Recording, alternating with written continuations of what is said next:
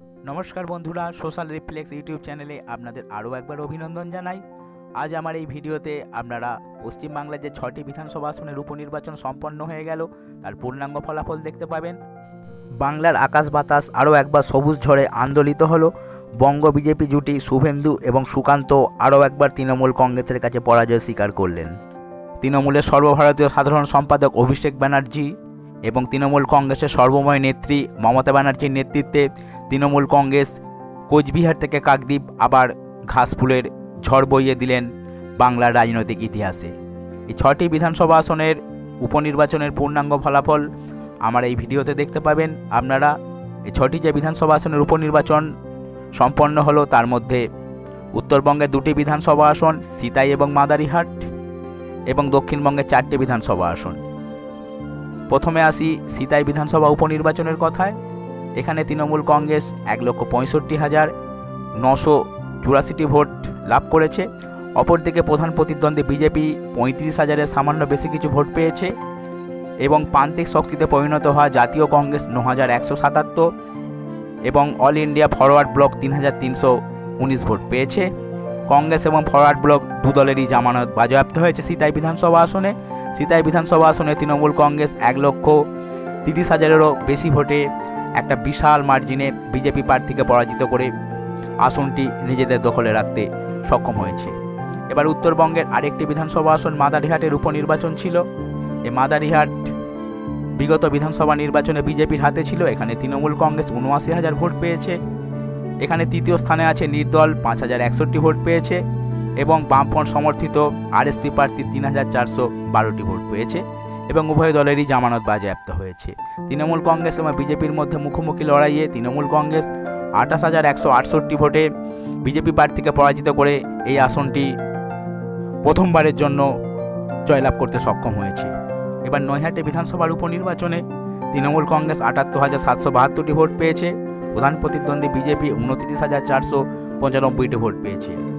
নৈহাটি বিধানসভার উপনির্বাচনে বামফ্রন্টের জোট সিপিআই এমএল লিবারেশন 7,593 ভোট পেয়েছে এবং প্রান্তিক শক্তিতে পরিণত হওয়া কংগ্রেস মাত্র 3,883টি ভোট পেতে সক্ষম হয়েছে এবং উভয় দলেরই জামানত বাজেয়াপ্ত হয়েছে।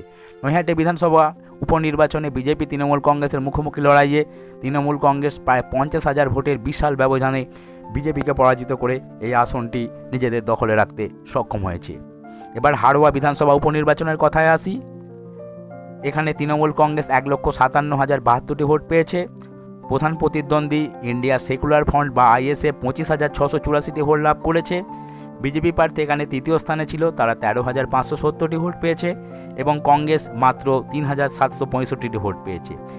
এখানে তৃণমূল কংগ্রেস এবং আইএসএফের মধ্যে একটা প্রতিদ্বন্দ্বিতা হবে বলে আশা করা গিয়েছিল, কিন্তু একপেশে লড়াইয়ে হাড়োয়া বিধানসভা উপনির্বাচনে তৃণমূল কংগ্রেস 1,31,383 ভোটের বিশাল ব্যবধানে আইএসএফকে পরাজিত করে এই বিধানসভা আসনটি নিজেদের দখলে রাখতে সক্ষম হয়েছে। বন্ধুরা, যারা আমার ভিডিও দেখছেন কিন্তু চ্যানেলটিকে এখনও সাবস্ক্রাইব করেননি, প্লিজ আপনাদের কাছে অনুরোধ আমার চ্যানেলটিকে সাবস্ক্রাইব করুন, ভিডিওতে লাইক দিন এবং বন্ধুদের মধ্যে অবশ্যই শেয়ার করবেন।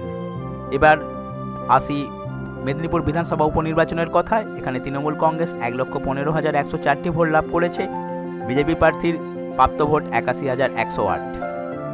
অপরদিকে মেদিনীপুর বিধানসভা আসনে সিপিআই প্রার্থী বামফ্রন্ট সমর্থিত পেয়েছে 11,892টি ভোট এবং কংগ্রেস প্রার্থী ভোট পেয়েছে 3,959টি ভোট এবং সিপিআই এবং কংগ্রেসের দুই দলেরই জামানত বাজেয়াপ্ত হয়েছে মেদিনীপুর বিধানসভা উপনির্বাচনে। মেদিনীপুর বিধানসভার উপনির্বাচনে তৃণমূল কংগ্রেস এবং বিজেপির মধ্যে মুখোমুখি লড়াই হয়েছে এবং তৃণমূল কংগ্রেস 33,956 ভোটের একটা সলিড মার্জিনে বিজেপিকে পরাজিত করে মেদিনীপুর বিধানসভা আসনটি নিজেদের দখলে রাখতে সক্ষম হয়েছে। এবার বাঁকুড়া জেলার তালড্যাংরা বিধানসভা আসনের উপনির্বাচন। এই আসনে তৃণমূল কংগ্রেস প্রার্থী পেয়েছে 98,926টি ভোট। প্রধান প্রতিদ্বন্দ্বী বিজেপি প্রার্থীর প্রাপ্ত ভোট 64,844টি। তালড্যাংরা বিধানসভা আসনে সিপিআইএম প্রার্থী পেয়েছে 19,430টি ভোট এবং কংগ্রেস প্রার্থী মাত্র 2,822টি ভোট লাভ করেছে। সিপিএম এবং কংগ্রেস দুই দলেরই জামানত বাজেয়াপ্ত হয়েছে তালড্যাংরা বিধানসভা আসনের উপনির্বাচনে। তৃণমূল কংগ্রেস এবং বিজেপির মধ্যে মুখোমুখি লড়াইয়ে তালড্যাংরা বিধানসভা আসনে তৃণমূল কংগ্রেস 34,000-এরও বেশি ভোটে বিজেপি প্রার্থীকে পরাজিত করে এই বিধানসভা আসনটি নিজেদের দখলে রাখতে সক্ষম হয়েছে। তো বন্ধুরা, আপনারা দেখলেন 6টি বিধানসভা আসনের উপনির্বাচনের পূর্ণাঙ্গ ফলাফল। অনেকেই মনে করেছিলেন তৃণমূল কংগ্রেস এবং বিজেপির মধ্যে একটা হাড্ডাহাড্ডি লড়াই হবে, কিন্তু সমস্ত ধারণাকে ভ্রান্ত প্রমাণ করে দিয়ে তৃণমূল কংগ্রেস 6-0 ব্যবধানে বিরোধীদের পরাজিত করেছে। 2026-এর বিধানসভা নির্বাচনে তৃণমূল কংগ্রেস বিরোধীদের তুলনায় অনেকটা এগিয়ে আছে এই সাম্প্রতিক উপনির্বাচনের ফলাফলে, তা সহজেই অনুমান করা যায়।